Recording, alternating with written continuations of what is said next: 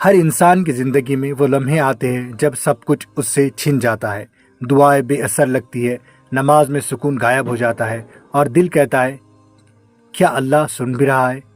لیکن جان لو یہی وہ پل ہے جب تمہارا ایمان پرکھا جاتا ہے، کیونکہ ایمان سب سے آسان تب لگتا ہے جب زندگی آسان ہو، لیکن سچا ایمان وہ ہے جو طوفان کے بیچ بھی کہے مجھے اپنے اللہ پر پورا بھروسہ ہے۔ ایمان محض ایک شبد نہیں بلکہ بھروسے کا نام ہے، بھروسہ اس بات پر کہ جو اللہ کرتا ہے اس میں بھلائی ہے، چاہے تم سمجھو یا نہ سمجھو۔ قرآن میں اللہ تعالیٰ فرماتا ہے ہو سکتا ہے تم کسی چیز کو ناپسند کرو جبکہ اس میں تمہارے لیے بھلائی چھپی ہو۔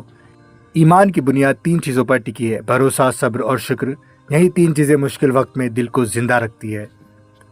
اللہ جب چاہتا ہے کہ تمہارا مقام بڑھے تو وہ تمہاری آزمائش کرتا ہے۔ رسول اللہ صلی اللہ علیہ وسلم نے فرمایا جتنی بڑی آزمائش اتنا بڑا انعام۔ جب درد بڑھتا ہے تو سمجھو کہ اللہ تمہاری روح کو مضبوط بنا رہا ہے، کیونکہ اگر پھولوں میں کانٹے نہ ہوتے تو خوشبو شاید اتنی نہ ہوتی۔ اسی طرح ایمان بھی ہر بار کی چوٹ سے اور مضبوط ہوتا جاتا ہے۔ اللہ کو تمہارے دل کی آواز چاہیے، تمہارے زبان کی نہیں۔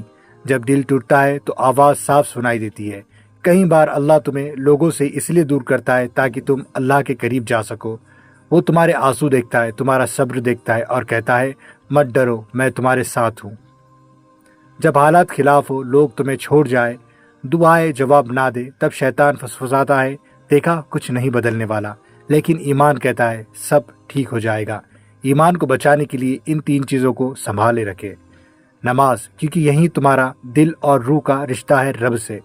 قرآن، اس میں وہ ہر جواب ہے جو تمہاری تکلیف پوچھ رہی ہے۔ سنگت یعنی صحبت، اپنے چاروں اور ایسے لوگوں کو رکھو جو تمہارا ایمان بڑھائے نہ کہ کمزور کرے۔ ہر صبح اٹھ کر خود سے کہو میرا اللہ میرے ساتھ ہے اور یہی میری سب سے بڑی طاقت ہے۔ صبر مطلب چپ رہ کر انتظار نہیں بلکہ بھروسے کے ساتھ ٹکے رہنا ہے۔ جس نے توکل کو سمجھ لیا اس نے تکلیف میں سکون ڈھونڈنا سیکھ لیا۔